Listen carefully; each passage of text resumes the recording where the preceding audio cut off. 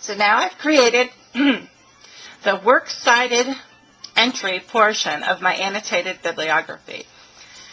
Now, obviously, I didn't choose a very good article because it doesn't wrap, so I can't show you that it does the hanging indent. So I apologize for that, but I'll show you where you select the hanging indent. So you go under Format, Paragraph, and see where it says Special right here.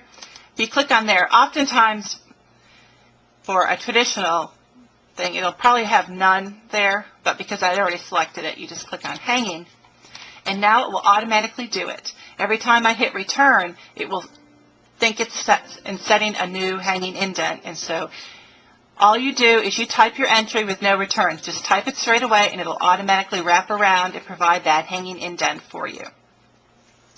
So, perhaps it might be a good time to explain what I mean by an annotated bibliography. An annotated bibliography consists of an entry for each article or chapter that you're adding to your annotated bibliography. The bibliography portion is similar to what you would create for a works cited page, which is what we just did here. It'll just be the citation information that somebody would need to find that article later. So oftentimes, the bibliography or works cited entry is just simply to provide a kind of academic chain of evidence so people can follow that flow of information. So, okay, they use this article. What if I want to read that article? This is how I find it. You've provided all the information necessary for that person to go ahead and find that article. However, for an annotated bibliography, there's a second portion to that entry. And you will probably frequently have an annotated bibliography assignment for other college classes.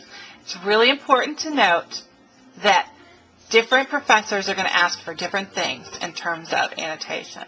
Sometimes when they want you to create an annotated bibliography, what they're looking for is a very brief summary of each entry. I'm not really looking for that for this particular assignment. What I just want you to do for your annotated bibliography entries is to read each article and kind of think in your head, what's the big idea that they're trying to share from this particular article? And that's all I'm looking for the annotation. So I'm not looking for you to, read that article or chapter, 20 times to try to get, the perfectly worded and crafted summary out of it. I want you to think about what's the big idea, what's the main message. So you should be able to do that in just a few sentences. Some of the articles are very, very simple and straightforward, and you can do in one sentence. Some may require, 2 or 3 sentences. But I'm really not looking for anything longer than, certainly no annotated bibliography entry for this assignment should be more than 5 sentences. Most of them will be, as I said, much fewer, somewhere between 1 and 3 sentences. Just needs to get the job done, but it does need to provide enough information so that we understand what we would, if we were looking for a particular topic, we could find it again by looking at the annotated bibliography index. And that's one of the reasons why you often create an annotated bibliography. If you are working with a large number of sources, and for example, just the readings for this class, we're working with 21 sources. So that's a pretty sizable chunk of articles to keep straight in your head. So instead, we create an annotated bibliography so that you can remember, oh yeah, that's what that article was about. So later on, when we're working on more complex assignments and you're doing some writing and research of your own, and you're like, now, which article was talking about this, or which author said this? You can have an easy, handy reference to go back and find the appropriate article to help you with those future assignments. So now I have typed in what I believe is my annotation for this article.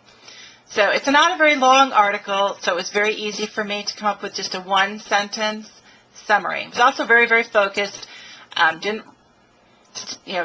Focused on just one particular topic and one message about that topic. So it was fairly easy for me to sum it up in 1 sentence, I thought.